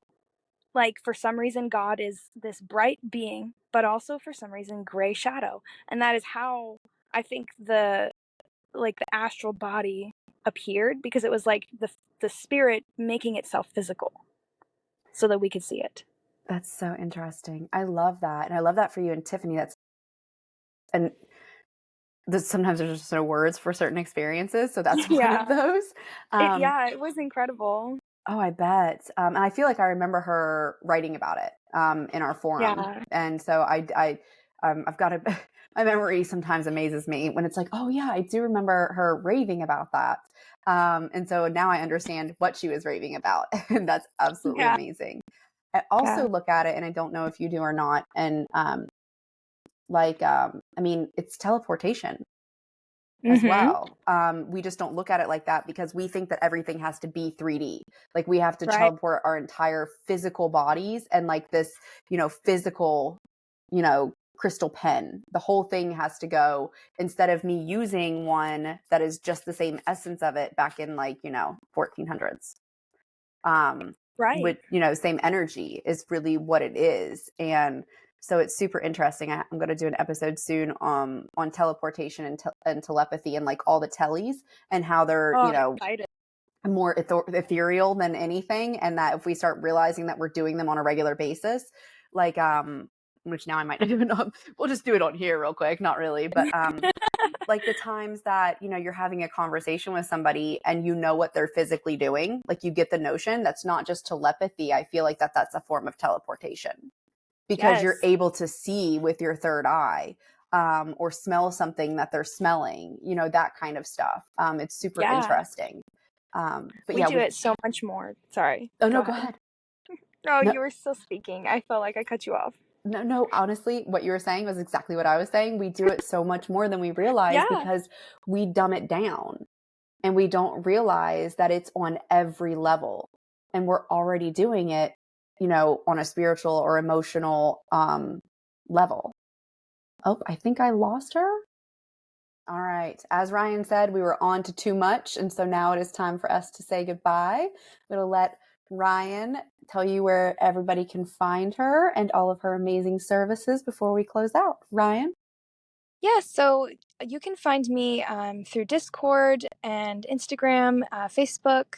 I've got a few different ways that you can get in contact with me, and I'll make sure to send that information to Toria. And right now, the services that I am working on primarily is spiritual energy work. So if anybody would like past life reading, to meet your guides, or maybe a guided spiritual meditation that I channel just directly for you. And also, I'm going to be offering something new. I'll be doing like sound crystal healing. I would like to start channeling the songs of crystals because I've been working on my throat chakra, and that's something that has come up as one of the things that I can do. And yeah, so I would really like to be able to expand that gifting and work with people through that as well. See if I can bring some healing there. I'm so excited. And I know for a fact that you can bring healing in all those areas. There's not a doubt. And I'm so excited to peruse your services more and the expansion that you've done in them, because this is even more than I knew of, I believe. So that's exciting for myself and everybody to hear.